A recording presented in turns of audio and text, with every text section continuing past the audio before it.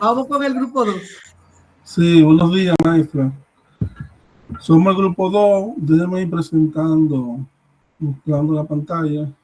La compañera Ruth va a estar iniciando. Una pregunta. El Sí. grupo 2 son... ¿Quiénes son los del 2? Ángel Miro, Ruth, Ana Reyes, Jeffrey Sánchez y Walter Bello. Déjame revisar los grupos otra vez, que no, lo tenía, pero no lo veo. ¿No? Sigue. Adelante. Buenos días a todos. Gracias, Rebeca. Buenos días a todos y gracias por acompañarnos en esta presentación dedicada a explorar el desarrollo y regulación de la educación a distancia, factores impulsores, marco legal y organismos reguladores. Mi nombre es Ruth de Jesús y tengo el honor de guiarlos a través de este análisis detallado sobre este tema. Conmigo se encuentran un grupo de expertos, los cuales son Ana Reyes, Ángel Miro Heredia, Jeffrey Sánchez y Walquis Bello. Y juntos estaremos tratando los siguientes temas centrales. Próxima diapositiva, por favor. Los cuales son factores que contribuyen a las instituciones educativas superiores a impulsar programas a distancia, leyes, reglamentos y normas de la educación a distancia, organismos reguladores de aseguramiento de la calidad de la educación superior a distancia y en línea en República Dominicana. La educación a distancia ha experimentado un crecimiento significativo en nuestro país, impulsada por diversos factores y respaldada por un marco legal y organismos reguladores que garantizan su calidad y efectividad. Desde la demanda creciente de flexibilidad por parte de los estudiantes hasta los avances tecnológicos que han revolucionado la forma en que accedemos al conocimiento. Cada elemento contribuye a un panorama educativo en constante evolución.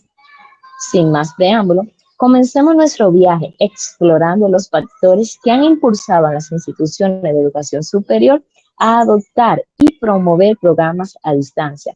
Esos elementos impulsados por cambios sociales, tecnológicos y hasta pedagógicos que han transformado el panorama educativo. Mucho antes de que la era de Internet transformara por completo nuestro panorama educativo, incluso antes de la llegada de la conectividad global, la educación a distancia ya había surgido como una respuesta innovadora a una serie de desafíos que enfrentaban los estudiantes en todo el mundo. Desafíos económicos, sociales y hasta geográficos. Siguiente, por favor. Un elemento clave que impulsa a las instituciones de educación superior a adoptar programas de distancia es la creciente demanda del mercado. Cada vez más estudiantes buscan opciones educativas flexibles que se adapten a sus horarios y necesidades. La educación a distancia ofrece esa oportunidad de obtener una educación sin comprometer otras responsabilidades. Siguiente, por favor. Otro factor clave han sido los avances tecnológicos. Los avances tecnológicos han desempeñado un papel fundamental en la expansión de la educación a distancia. El desarrollo y la accesibilidad de tecnología de educación en línea han hecho que la entrega de programas a distancia sea más viable y efectiva. Las plataformas en línea, las herramientas, las apps, entre otras, ofrecen experiencias de aprendizaje ricas e interactivas. Ahora les voy a dejar con mi compañera Ana Reyes, quien va a estar abundando más sobre estos factores claves. Sí, ahora sí. Bien, entonces continuando con mi compañera Ruth, yo le estaré hablando sobre los factores. El que continúa es la globalización. Todos entendemos una idea, o sea, todos tenemos una idea en cuanto a lo que hace referencia a la globalización. Y este factor hace referencia a los procesos de interconexión e interdependencia que puede tener un país, una sociedad y cultura. Es por esto entonces que la globalización es la capacidad de ofrecer programas a distancia que permitan a los institutos de enseñanza llegar a un público internacional. O sea, si entendemos bien lo que significa la palabra globalización, entonces llegaremos a un público más internacional y más amplio que pueda aumentar la reputación y el nivel global. Continuamos. Otro factor imprescindible es la flexibilidad, que hace referencia a la capacidad de adaptar o de ajustar respuesta a diferentes situaciones y necesidades. Es un punto muy importante que permite ayudar tanto a los estudiantes como a los educadores. Este factor de flexibilidad hace referencia también, no solamente a ajustar ideas, sino también que hace referencia a ajustar horarios y ubicaciones ofrecidas por los programas a distancia. Es decir, que podemos acceder desde cualquier horario y desde cualquier lugar, adaptándose también a nuestras necesidades y punto donde estemos, o sea, donde nos encontremos. Siguiente.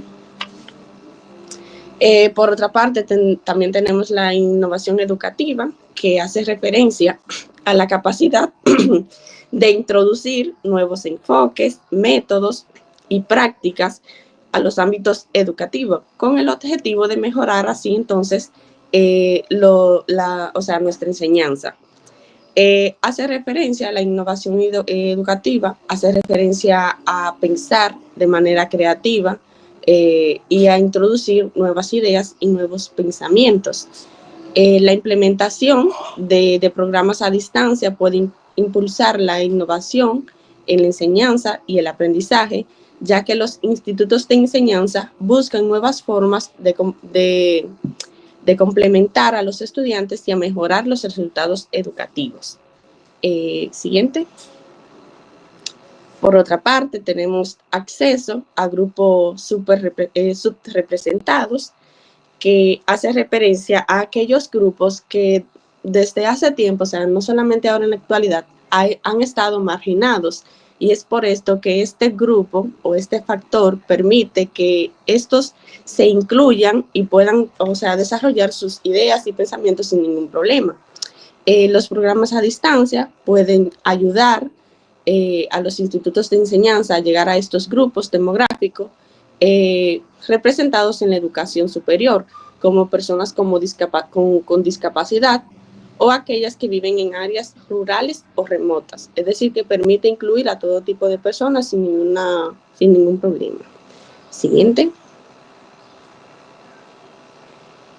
También tenemos la adaptación a crisis o emergencia. Esto lo vimos mucho en la pandemia. Vamos a estar hablando ahora de eso.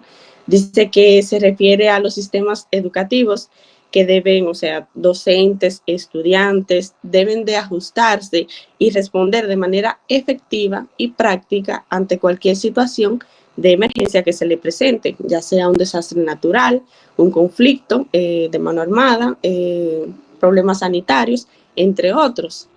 En situaciones de crisis como las pandemias o desastres naturales, los programas a distancia pueden ofrecer una solución alternativa para garantizar la continuidad de la educación. Esto lo vimos claramente el año 2020 escolar, que aunque hubo la pandemia, o sea, hubo semanas donde no se supo qué se iba a hacer, pero ahí inmediatamente entonces nos salimos a flote con las clases virtuales, es decir, que nunca se paró la docencia. Siguiente. Y por último, entonces, tenemos el factor de competencia institucional, que hace referencia a la capacidad de las instituciones educativas para cumplir con sus objetivos y funciones de manera efectiva y eficiente. En un mercado educativo competitivo, ofrecer programas a distancia puede ayudar a diferenciarse y atraer a estudiantes que busquen opciones de aprendizaje flexibles y accesibles. Bien, ahora le dejo con mi compañero. Yo le voy a estar hablando, continuando con el tema, vamos a estar hablando ahora sobre las leyes, reglamentos y normas de la educación a distancia. Pues a nivel mundial, las leyes, reglamentos y normas que regulan la educación a distancia varían según el país y la región, pero existen algunas tendencias comunes y estándares internacionales que influye en estas regulaciones y las vamos a ver más adelante. Por ejemplo, a nivel mundial, con respecto a la UNESCO ha establecido pues diferentes directrices y recomendaciones para la educación a distancia como parte de su misión de promover la educación de calidad en todo el mundo. Recordemos que la UNESCO es un organismo especializado de la ONU enfocado a lo que es la educación y la cultura. Esto incluye iniciativas para mejorar el acceso pues, a la educación a través de las TIC y para garantizar la calidad y la equidad en la educación pues, a distancia. Continuando a nivel mundial, tenemos los acuerdos internacionales. Algunos acuerdos internacionales, como los que están relacionados con el intercambio de crédito educativo o la validación de títulos, pueden tener implicaciones para la educación a distancia a nivel mundial. Estos acuerdos pueden incluir en la aceptación y reconocimiento de programas de educación a distancia en diferentes países. Cuanto a las organizaciones especializadas en educación a distancia, hay diferentes organizaciones internacionales dedicadas específicamente al desarrollo y la promoción de la educación a distancia, como la ICDE, International Council for Open and Distance Education, la IDEN, etc. Estas organizaciones suelen establecer estándares y directrices para la práctica de la educación a distancia a nivel mundial. Pues a nivel regional también existen otros enfoques, por ejemplo, las normativas de bloques regionales. En regiones como la Unión Europea existen normativas y directrices específicas para la educación a distancia que pueden afectar a los países miembros. Estas normativas pueden abordar aspectos como la calidad de la educación, el reconocimiento de títulos y la movilidad estudiantil.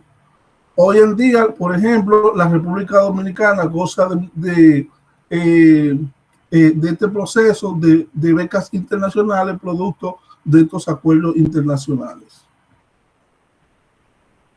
Continuando a nivel de la región, también van a estar los acuerdos regionales de cooperación educativa. Algunos países participan pues, en acuerdos regionales de cooperación educativa que incluyen disposiciones para la educación a distancia. Estos acuerdos pueden facilitar la colaboración entre instituciones de diferentes países en el desarrollo y la oferta del programa de educación a distancia, que fue lo que mencioné anteriormente, que existen muchas becas en diferentes, para los dominicanos en diferentes países, ya sea España, Inglaterra, Estados Unidos, etc. A nivel local de nuestro país, de la República Dominicana, tenemos la Ley de Educación Superior. La educación superior en la República Dominicana está regida por la Ley 139-01, que establece los principios generales y el marco legal para la educación superior en el país. Esta ley puede incluir disposiciones específicas relacionadas con la educación a distancia. Están también las normativas de la MESID. El MESID, que es el Ministerio de Educación Superior, Ciencia y Tecnología, es el organismo responsable de regular y supervisar la educación superior en el país. Puede emitir normativas específicas relacionadas con la educación a distancia y los programas ofrecidos por instituciones de educación superior. Hasta aquí mi exposición. Seguimos con nuestros compañeros. Sí, gracias, compañero Ángel Miro. Buen día para todos, doctora Castro y compañeros. Mi nombre es Walquis Bello. Vamos a continuar hablando sobre los organismos reguladores y de aseguramiento de calidad en educación superior a distancia en la República Dominicana. Pues en esta materia, el órgano regulador de la educación superior dominicana, incluyendo la educación superior a distancia, es el Ministerio de Educación Superior, Ciencia y Tecnología, el MESID. Todos recordamos que anteriormente era CECID porque se ha hablado de secretaría, motivo por el cual aún hay personas que continúan hablando de la MESID y no el MESID. Entonces, Este tiene un órgano superior que es el Consejo Nacional para la Educación Superior, Ciencia y Tecnología, CONECYT, que está presidido por el propio ministro de Educación, Ciencia y Tecnología. Entonces, para llegar a esto, ha pasado un proceso hasta llegar a la ley de nuestro compañero, la 139.01, sobre la ciencia y tecnología. Y es que hubo un periodo de tiempo en nuestro país, 1962, 1983, donde hubo un crecimiento considerable en las instituciones que se dedicaban a la educación superior, y este mismo crecimiento hacía que muchas veces se violaran las normativas que había en este sentido, y por eso en 1983 se creó el reglamento de la educación superior privada, y en el artículo 16 de esto entonces se creaba lo que era el Consejo Nacional de Educación Superior.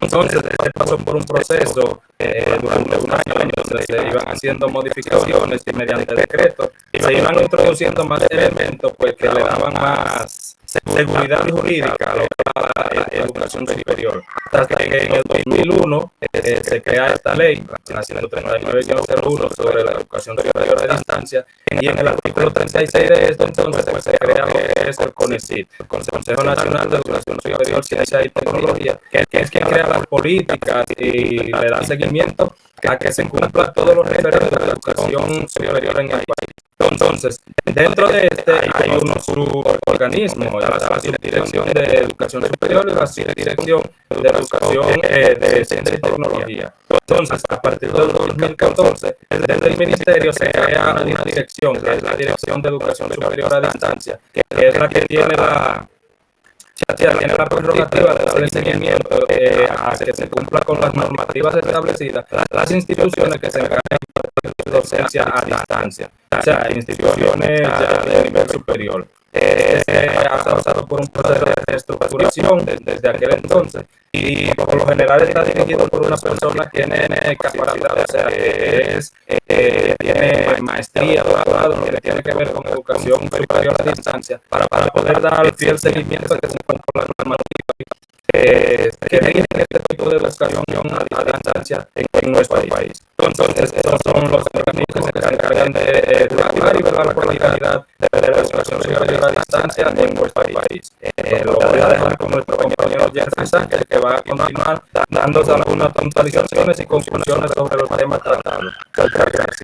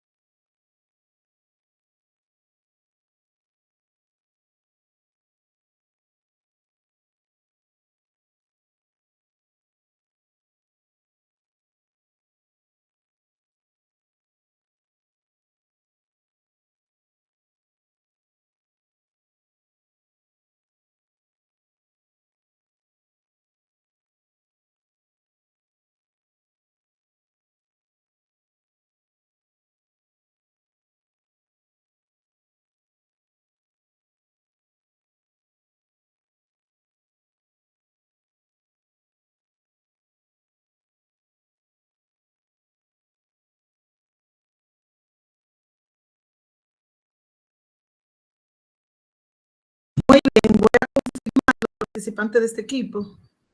Sigue abierta la posibilidad de, si alguien quiere tener alguna participación, insistir en que las regulaciones en la educación para adultos son fundamentales, porque esas regulaciones van a garantizar, por un lado, la calidad de la educación y por otro lado, van a garantizar también y a proteger los derechos de los docentes, pero también de los estudiantes. Tengo aquí como que este grupo lo conforman.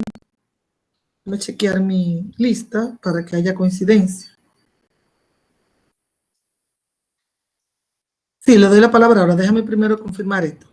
Tengo que en el grupo 2, que son ustedes,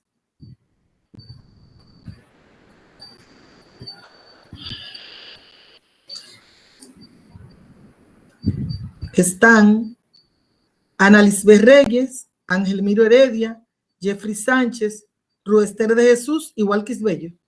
Correcto. Dígame, Stevenson. Correcto, maestro. Sí, Stevenson, le escucho. Sí, muchas gracias, doctora Castro y compañeros. Un abrazo virtual, esperando que se encuentren bien de salud y también los ánimos anden de la mejor forma. Primero, felicitar a los expositores del grupo número 2 que tocaron, abordaron magistralmente el tema de los factores que contribuyen, ¿verdad?, a que las instituciones de educación superior impulsen programas de educación a distancia. Hay 2 puntos donde quiero quizás aportar o elaborar un poco más, sobre todo por la importancia que reviste estos puntos tocados por la compañera Ruth de Jesús y también Ana Reyes, donde hablaban primero del tema de la globalización, por ejemplo, ¿verdad? Surgida producto de la adopción masiva de las tecnologías, sobre todo los ordenadores en casa y la internet, y que entonces a partir de esto, ¿verdad? Se potenció ya con las últimas tecnologías o tecnologías emergentes, dependiendo el estado en el que se encontrase la sociedad en un momento determinado, ¿no? O sea, según ha ido evolucionando. Entonces, estoy completamente de acuerdo en el sentido de que la educación a distancia lo que ha traído es la inclusión.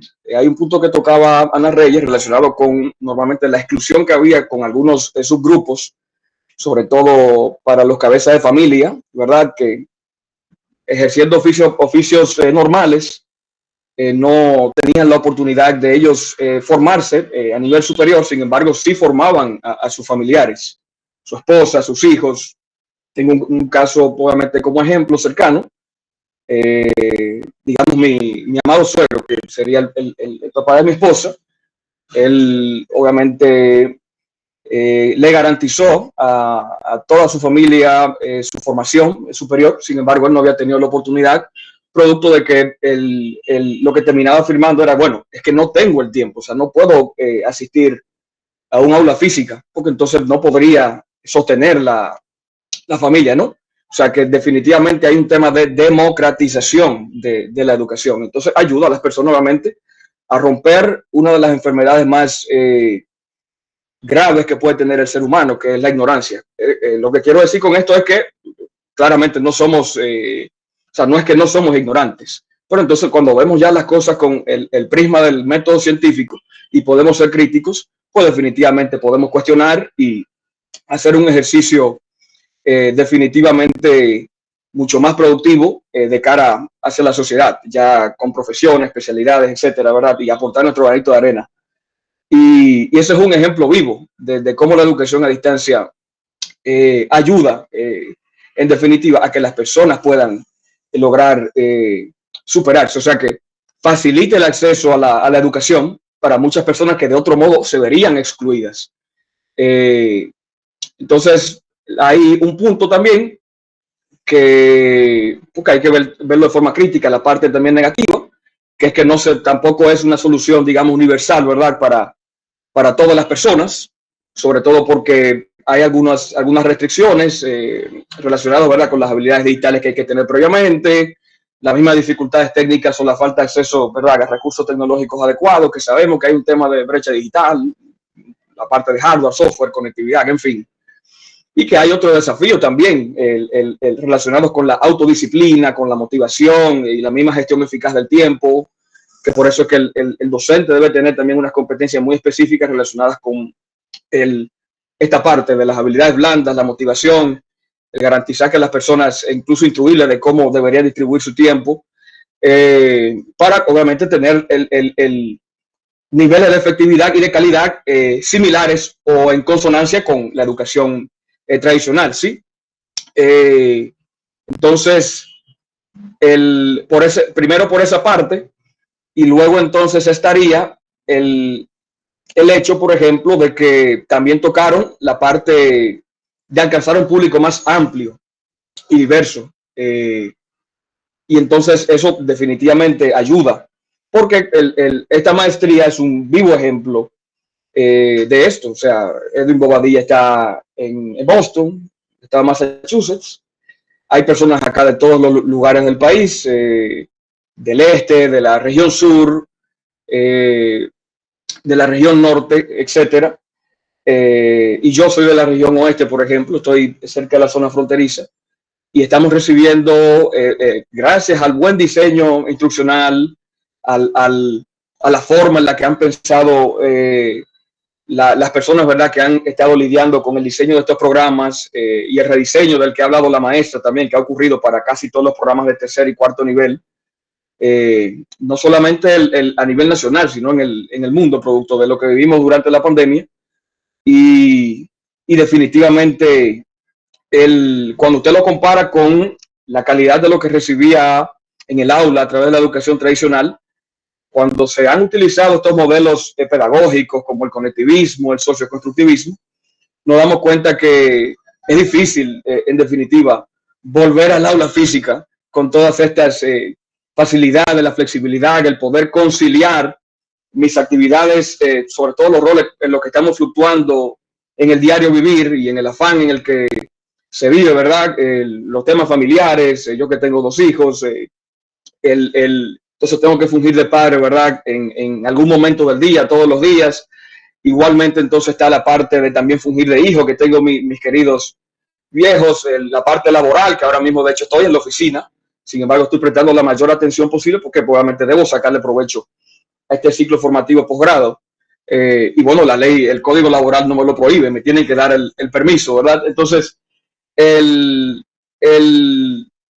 poder tener todas estas facilidades nos obliga a nosotros de alguna forma a cuestionar si realmente volveremos al aula física. O sea, creo que es una buena pregunta.